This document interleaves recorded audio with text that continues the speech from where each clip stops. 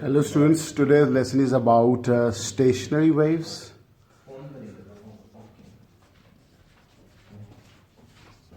Stationary waves, what you must know before going to understand this concept: the interference and the wave phenomena, how the wave moves. Stationary waves are formed when two identical waves moves in opposite direction.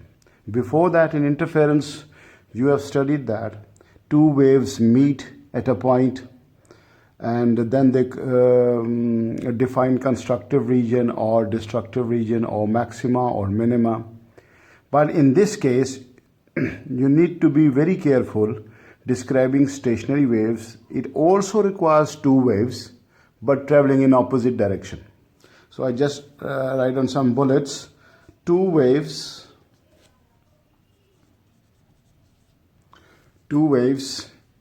same type.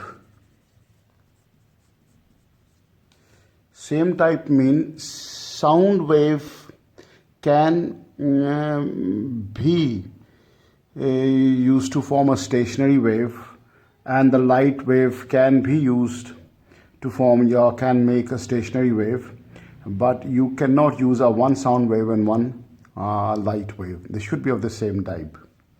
Two waves of the same type traveling in opposite direction. I just write it: opposite direction,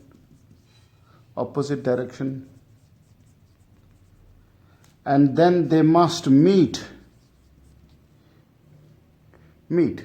This, if you want to cover a 3-mark question, then these you must prepare stationary wave definition on these 3 lines. There should be two waves of the same type traveling in the opposite direction. They meet and give rise, nodes and antinodes give rise nodes and antinodes. This, and in appearance, if it's a case of a water, then the wave will be still. It not appears to move. They do not transfer energy from place to place. So ये progressive wave, it's not a progressive wave. Not a progressive wave. Not a progressive wave means do not transfer energy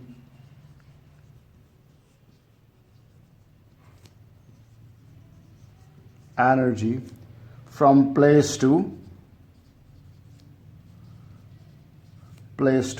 place. If it is not transferring energy from place to place, then what is actually doing? Because all waves have a nature of carrying energy. So it converts energy from one form to another form, mainly the sound. It only converts energy from one form to another. And that is mainly the sound. We can give you some examples. When you blow a whistle from a bottle, that is whose one end is open and one end is closed. Similarly, sound produced at the both ends of a pipe, whose both ends are open, or the case of a tunnel. And then there are some experiments in which stationary waves can be demonstrated, how they are produced. So now I basically outline few things that you must know which are necessary to understand stationary wave completely. There are few terms associated with the stationary wave, how it look like, and secondly, the main differentiation of a stationary wave and the progressive wave, how stationary waves are formed. So I basically outline, make an outline which we explained during the lecture. This stationary wave may be explained in maybe in 3 different lectures. Today is the first one. We can outline stationary wave terms, definition, and the terms used. Definition and the term used in stationary wave. We have gone through the definition. What about the term used? Means what are the nodes, antinodes, maximas, minimas, which are almost the same. And then we try to understand properties of the stationary wave. When we understand the property of the stationary wave, then we will be able to compare stationary wave and the progressive wave. Okay, so terms, comparison, compare. Number 3, experiment associated with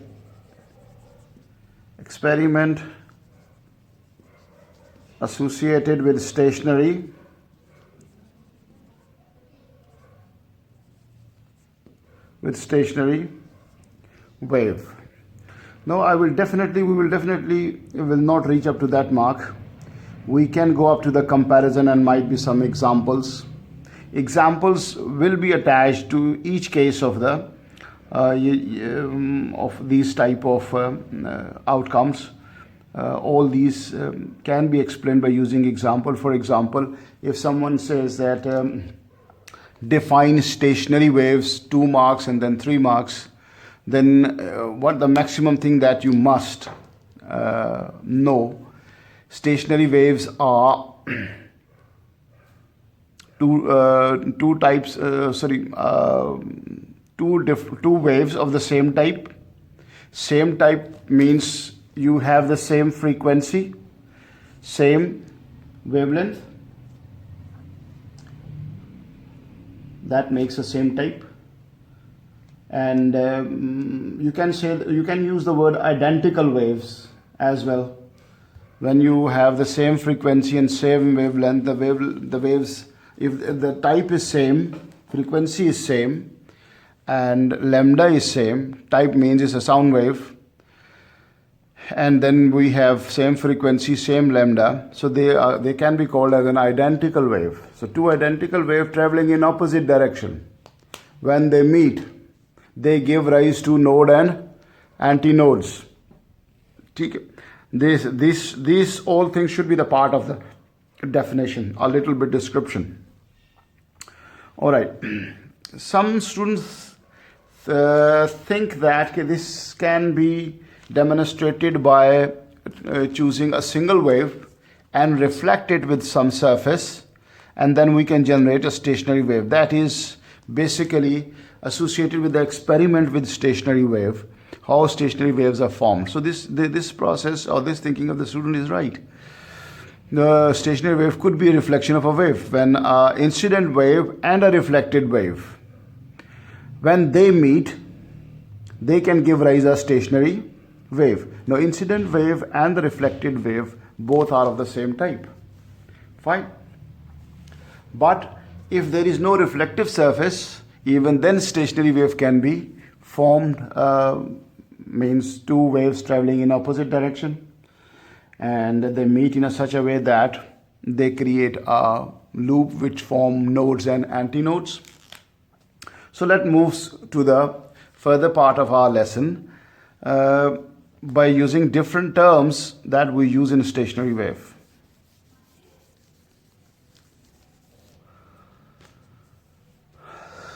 It's number 1. What are nodes and antinodes? Nodes are the point on a stationary wave where displacement is 0. We can understand node and antinode easily if we draw the stationary wave first. Here is a reflecting surface. There is an incident wave. and here is a reflected wave, which is represented by a dotted line. They are meeting in such a way. They have the same wavelength as the incident wave, and there are nodes. I can write it N1, N2, N3, N4, N5. Then we have antinodes. Antinodes are the peaks of the loop. We call it a loop. In stationary wave, loops are formed. So this is a kind of interference, but we always avoid using this word A4. All right. Now, antinodes are those points in a stationary wave where the amplitude is maximum, the vibration is more. If it's a case of a sound, then at antinode you hear a louder sound. Okay. At nodes you will not hear any kind of sound. Fine. All right. The distance between two nodes is basically half a lambda. Similarly, two antinodes, there is half a lambda. Okay. So what we can say, what is a complete lambda? One node, second successive node, third successive node, then you can say that it's a complete wavelength.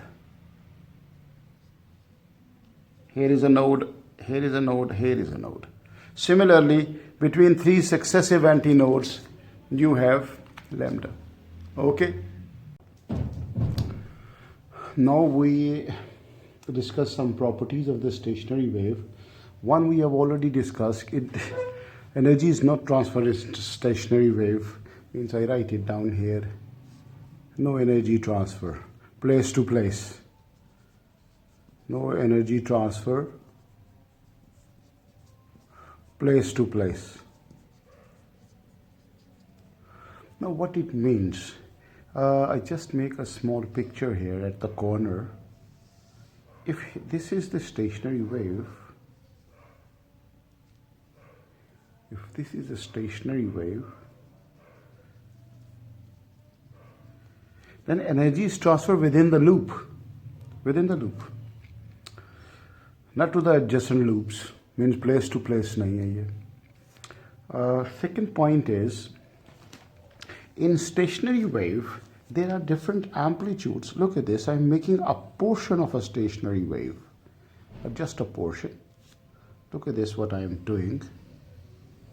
This is overlapping wave. These are the nodes. That makes a mean position here. All right.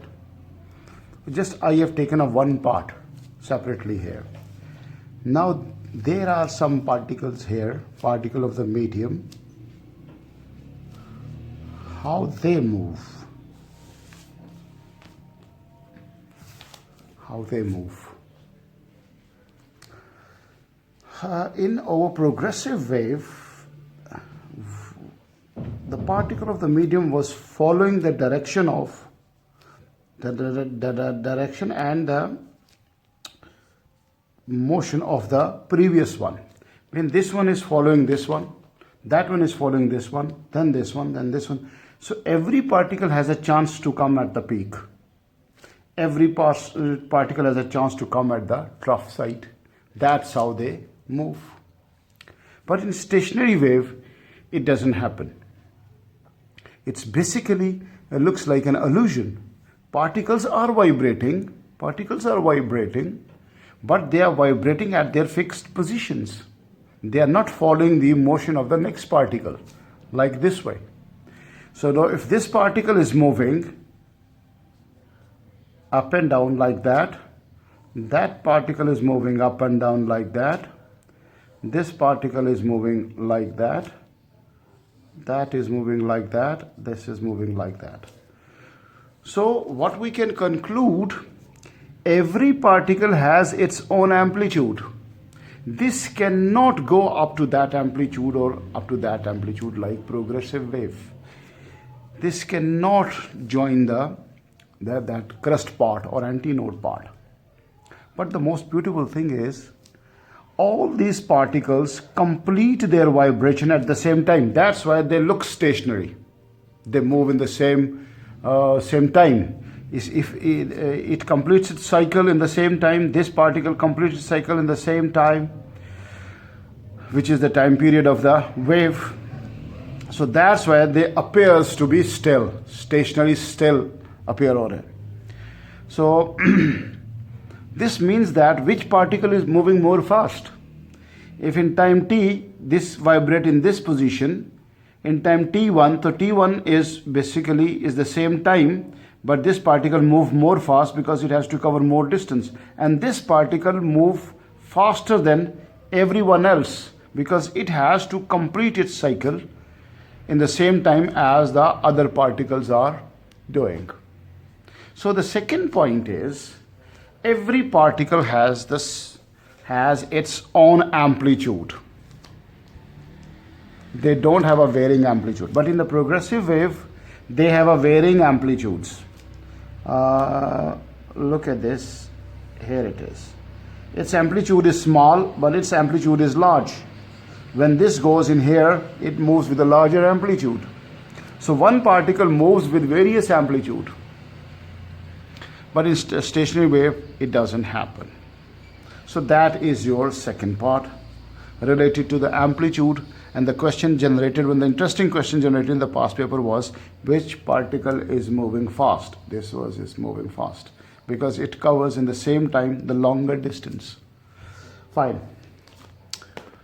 The third main point is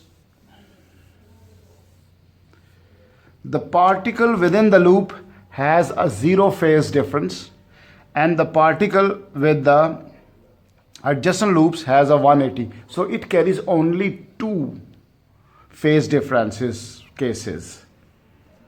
Just look at this. I take a portion of the stationary wave, join it with another one,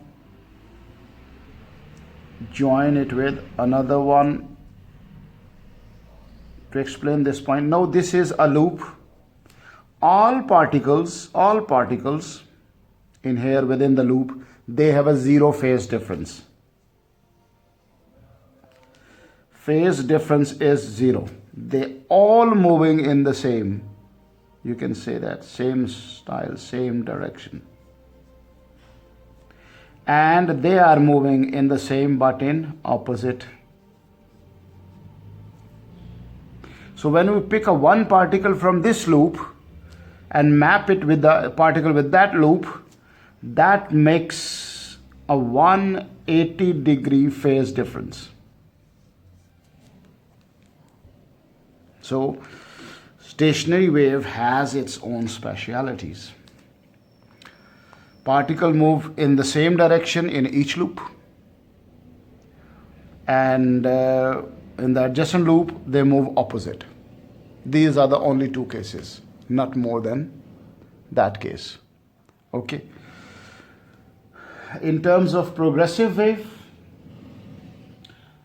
all particles do not reach their minimum and maximum displacement at the same time. Progressive wave, it doesn't support this.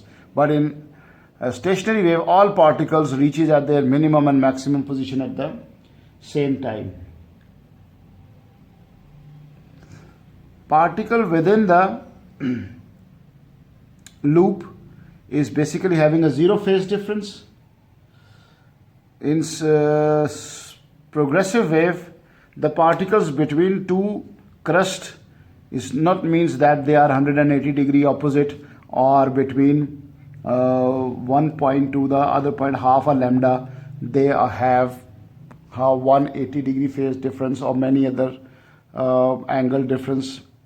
Let me draw that. If there are two particles in the progressive wave, they might be at a 90-degree phase difference. there might be 80-degree phase difference. There might be 180-degree phase difference from here to here. But in stationary wave, you have a 0 phase difference. So you need to remember, this is a very famous point. All right. And now, in reference to amplitudes, the maximum amplitude in the progressive wave, look at this, every particle reach up to this position. So maximum amplitude of all particle is same. But in stationary wave, all particles move with different amplitudes. All right. So these are the properties and the comparison of stationary and progressive wave. Okay. Now we move to next segment. Okay, now we are about to study how we can demonstrate a stationary wave, or how a stationary wave can be produced, or there is another third type of question, how we can check that the wave produced is stationary or not. First, I will go with a simple experiment, and then in my next lesson, I will come with some experiments that needs a little bit more attention than this one. So first I go with a simple experiment. We have a loudspeaker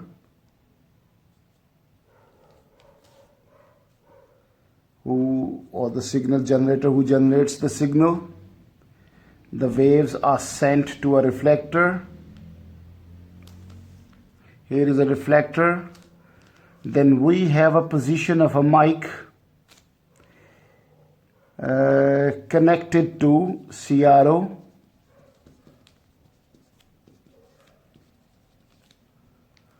Now CRO I just give you a sample of a CRO.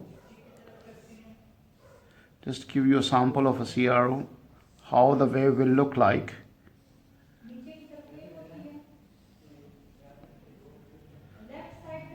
Means you find a maximum, if it's an audible signal, maximum strength here, here, and here. So you mark a antinode point here. That is an antinode point here. So CRO help us to recognize the strength of the signal. Where the signal is more stronger, that point or that distance is marked as antinode. Fine.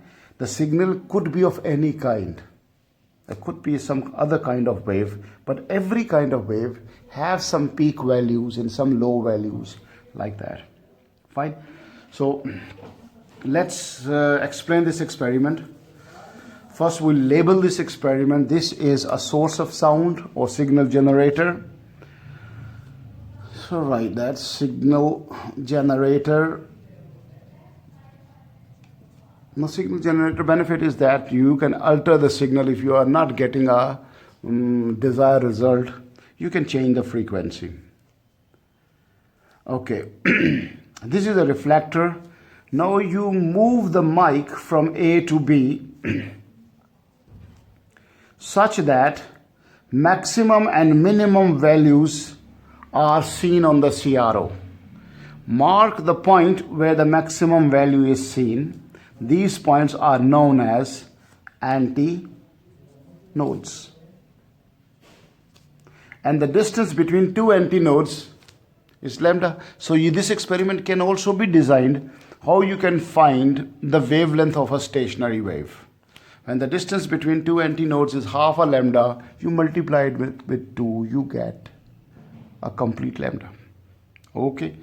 So the presence of antinodes shows that this is a stationary wave. Why? Now that's if we just remove that reflector, you will not find these antinodes. You find just a signal, a flat line, which may get weaker when you go more further from the source. But when you have a reflector, you find any jumps in the trace of CRO in the form of antinodes. Antinodes is basically a proof that there is another wave, which is basically the reflective wave, which is joining to meet and make a stationary wave. Okay, so this is one kind of experiment. We stick with that and try to do something such that we solve the calculation related to that. Now there are 2 or 3 cases which are basically designed to understand, to make understanding for the student to deal with the varying lambdas, frequencies, and if the speed is same, varying wavelengths and varying frequencies. So although we haven't title to this coming topics, subtopics, but you can go without any without labeling the topic. You just understand the calculation how we do dealing with the frequency and wavelength. Let's start that. Okay, let's see. I have drawn 3 pictures here, and I'm doing some activity here. If you see, I have taken a pipe, or might be there are 2 fixed spot, and there is a rubber band, and I plugged it and make a 1 loop. If you just like an example of a guitar. Now these guitar is plugged in this way, then in that way, then in that way. To me and you can understand that these 3 musical notes has 3 different frequencies, and therefore if their frequency is changed, then lambda will also be changed because speed of sound remain same. So I'm not declaring any kind of topic here, but I'm just telling again and again, okay, you must be good in calculating these sort of things. I try to generate few questions here. Like in the first loop, describe the wavelength of the wave. If you see here, we have a node here. First of all, by looking at the picture, you must be very clear that it's a case of a stationary wave, in which there is a fixed port from the 2 ends. So you can also say that we have another kind of experiment. In the last experiment, there was a reflected sound, but in here, you have a string fixed from 2 ends. You just pluck from here, release it, and it starts making loops. So this is another kind of experiment in which it is a string is fixed from 2 spots. So distance between 2 nodes is half a lambda.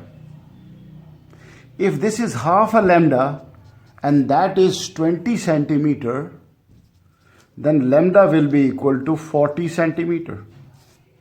You must know how to calculate lambda from this sort of question. Now come here, there is another case.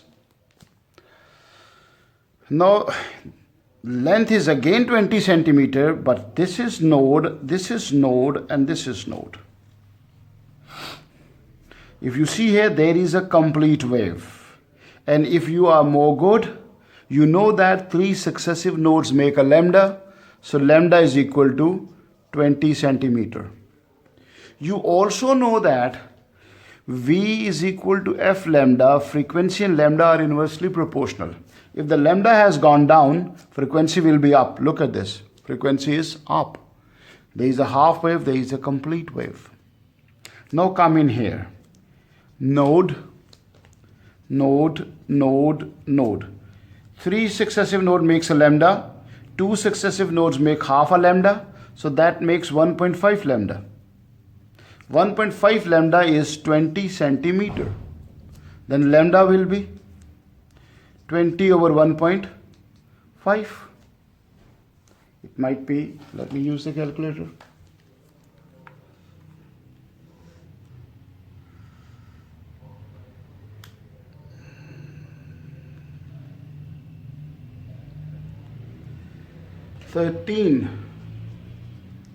So if you just have a quick look, lambda is shrinking, frequency is rising. So pitch of this note is much higher, frequency is high, then lower, and the lowest pitch. So you can find a relation between frequency and lambda.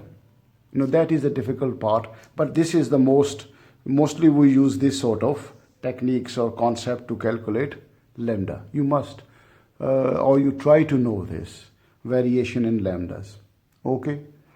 What is the other format? I just generate question by myself.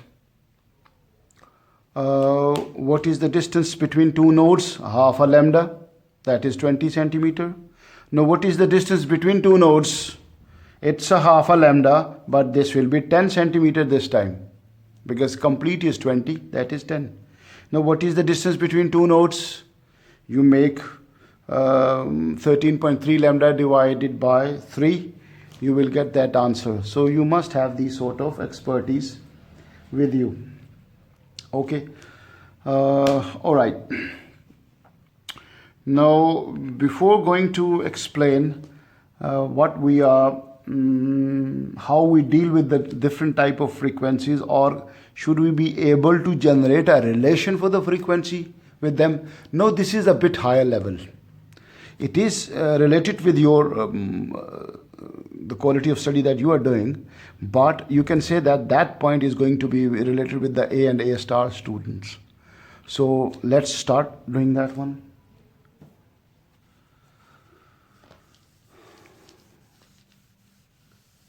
Now I do not use the numbers, I use the symbols. Okay, that length is basically L. Now we have V is equal to F lambda. Then F is equal to V over lambda. Now what is the lambda in terms of L? You says that this is lambda by 2. So lambda is 2L. So relation for the frequency will be V over, I just try to avoid the reflection, V over 2 lambda. So this is over fundamental, this is the lowest frequency in this scenario. V naught is V over 2 lambda, 2L, sorry. Lambda, we have written lambda in terms of L. Secondly, if someone missed that one, then you rewind the previous picture, and there we have calculated lambda is equal to 40. So L is 20, 2 into 20, that is 40, that is same. Now come toward this picture, V is equal to F lambda again. F is equal to V over lambda. Now lambda is completely L, this is L. So V over L. Okay. All right, I just make it, I have to make it in a bit difficult. If we want to represent in terms of V over 2L or F naught, then I multiply it by 2 and divide it by 2. I will get 2V over 2L. Now V over 2L was F naught. So that frequency is basically double of this. 2 loops बन रहे हैं तो आप ये बना लें, ये 3 loops के साथ 3F naught हो जाएगा. Let's go with it. Okay, F is equal to V over lambda, and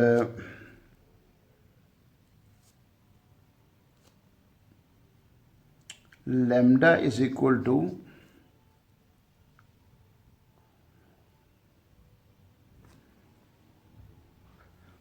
we have L. All right, we have 1.5 lambda is equal to L. So lambda is equal to L over 1.5. Now L over 1.5 is basically 2 by 3. So F is equal to 2 by 3L. That is F naught. That is F naught. So that is 3 F naught. So this is the difficult part. If you are done with the previous one, then try to learn this technique, how you can generate a relation for the frequency.